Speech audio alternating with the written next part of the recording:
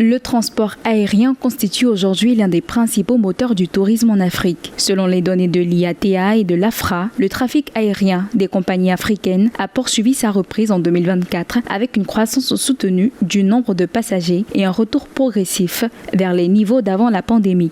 À l'échelle mondiale, le tourisme a retrouvé environ 95 à 97% de ses niveaux pré-Covid, entraînant une hausse directe des flux vers les destinations africaines. Des hubs stratégiques comme l'aéroport international Hors-Tambo à Johannesburg et l'aéroport international Jomo Kenyatta à Nairobi jouent un rôle central dans la connexion du continent aux marchés internationaux.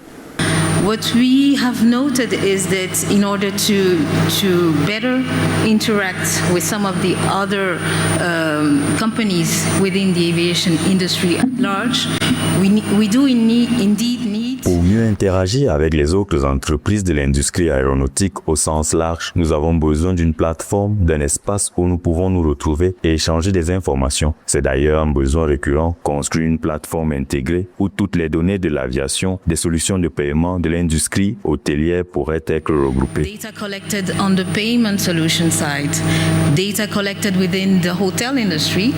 Everybody's got their own data, but it's more or less kept separate. À l'échelle continentale, cette tendance se confirme. En Éthiopie, l'aéroport international de Bole à Addis Abeba accueille plus de 12 millions de passagers par an, confirmant le rôle central d'Ethiopian Airlines sur le continent avec plus de 17 et 19 millions de passagers sur l'année et dessert plus de 130 destinations. Au Maroc, le trafic aérien a atteint environ 32,7 millions de passagers en 2024, porté par la reprise du tourisme international et la densité des liaisons avec l'Europe. Aujourd'hui, les voyageurs sont des natifs numériques très connectés qui utilisent intensivement les données et l'information. Pour répondre à cette évolution, il faut comprendre leurs attentes dès la phase de planification et enrichir l'expérience avec des services intégrés.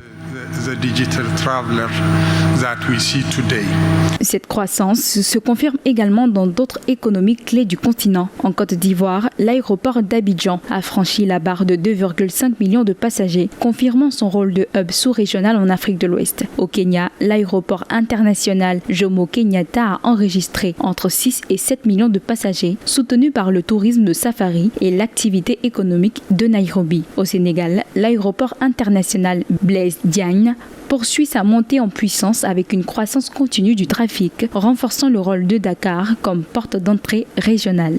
The only issue is there is a part of missing link. How do you link systems? L'unique problème, c'est qu'il y a une partie qui manque de lien.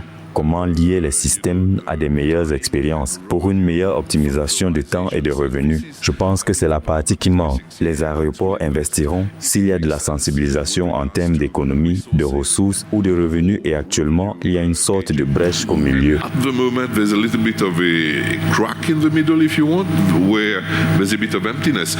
Malgré ces performances, des défis persistent. Coûts élevés des billets, faibles dessertes intra-africaines et infrastructures encore inégales. Aujourd'hui, moins de 20% des liaisons africaines sont directes entre pays du continent. Toutefois, avec la libéralisation progressive du ciel africain et de nouveaux investissements, l'aviation pourrait devenir un moteur décisif de croissance économique et touristique durable.